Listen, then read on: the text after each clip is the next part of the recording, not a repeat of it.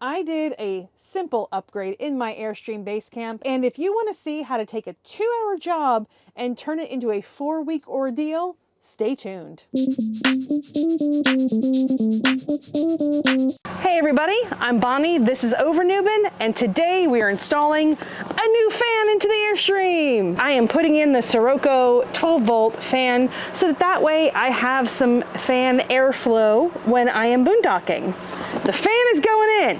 The fan is going in, people. So today on the menu, we have the Sirocco fan. We have my little Ryobi tool that I really like. The little USB lithium setup that they've got going on these days. We have safety glasses because you should always be safe. We have some shrink wrap, which I will need. We have a voltage tester. We have a wire stripper, and we have snips because we're going to need all these things. Heat for the shrink wrap. When dealing with electrical work, you want to make sure you unplug from shore power and you disconnect the battery entirely from the coach. The easiest way to check this is with the lights that always work on the 12-volt system. Those are going to be our overheads, so no lights. We are going to pull out the light fixture. I just kind of want to see what I'm dealing with. I love my little Ryobi tool, pulling those all the way out. We're pulling them out very slowly because we don't want to cause any damage. The next thing we're going to do, we are going to be snipping positive and negative. Next up was a test fit of the base plate, just to make sure I understood where it would fit on the ceiling. Then we stripped the wires from the fan itself, so we could attach butt connectors to the positive and negative from the fan. Next up was mounting the base plate to the ceiling and making sure the wires were pulled through. Then we attach positive to positive, negative to negative, crimp, and do our shrink wrap. And that's where everything went wrong. We are on day 576,328 of trying to get this Sirocco fan installed in the base camp. I done messed up. I done messed up. It turns out when I pushed everything back up into the roof, I must have somehow hit metal on metal, completely shorted out the fuse that's connected there. The whole back half of the base camp no longer has power, and I can fix it. This is not easy. It was supposed to be an easy job, and it's not. Sometimes you gotta work with what you got. Oh, actually, in theory, this should work now if we change the fuse. Have you ever just wanted something to work so desperately badly that you thought you were gonna be good at and you understand conceptually because you're a book learner, but in practice, not so great? This is where we're at right now. And this is the essence of my noob life. Oh. Look there in the background, people. It actually works. It is up there. It is working. We got it sort of fixed.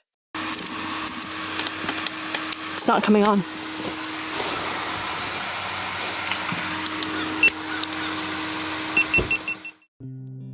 Future Bonnie dropping in here at the end to show you that clearly the fan got installed.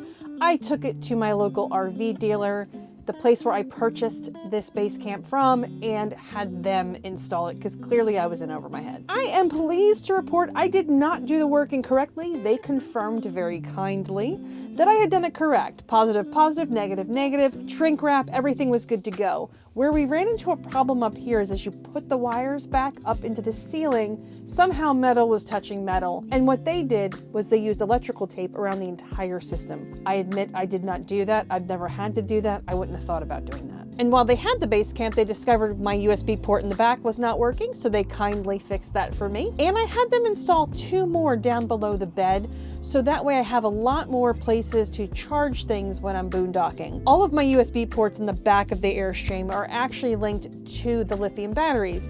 And so with that in mind, a lot of things can now be charged. So what do I think about the fan? The fan is great. It works just fine. It does exactly what I needed to do. It took up a spot that I was never using anyway. I never used that light. It's kind of in a weird spot for me. The fan is a much better use of that space. I like to have airflow. I sleep better with the fan on anyway. That takes care of that. It's tied to the lithium battery instead of a solar power bank or something of that nature. You might wonder, why would I do a video about something that was clearly a fail for me? And the reason I wanted to show everyone this video was because I wanted to say it's okay to fail. I tried it. I had some knowledge, I did not succeed, and I reached out for help. Being a noob is fantastic, and it's so exciting because you try new things. And it's okay when those things don't work out. It is okay and sometimes incredibly necessary to reach out for assistance. So don't be afraid to get in there, try new things, experiment a little bit, be safe while you're doing it. And maybe you reach a point where you have not figured it out, you can't get the problem solved, go someplace and get it fixed. Like, there is no shame or shade with taking your very expensive property to a place to get it repaired. I mean, you gave it a shot, it didn't work out, move on with your life. There is nothing wrong with that. The bigger takeaway here is give it a try. You will learn something, even if it means you learned your line in the sand about how much you're actually willing to deal with. Because truthfully, that's exactly where I was at. I had reached my limit. And so yeah, I had to throw some money at the problem, but I got it solved. And now I have a working fan, I have upgraded fuses because they did that too, and I have a bunch of USB ports that I didn't have before. So that's a win, and that's ball game.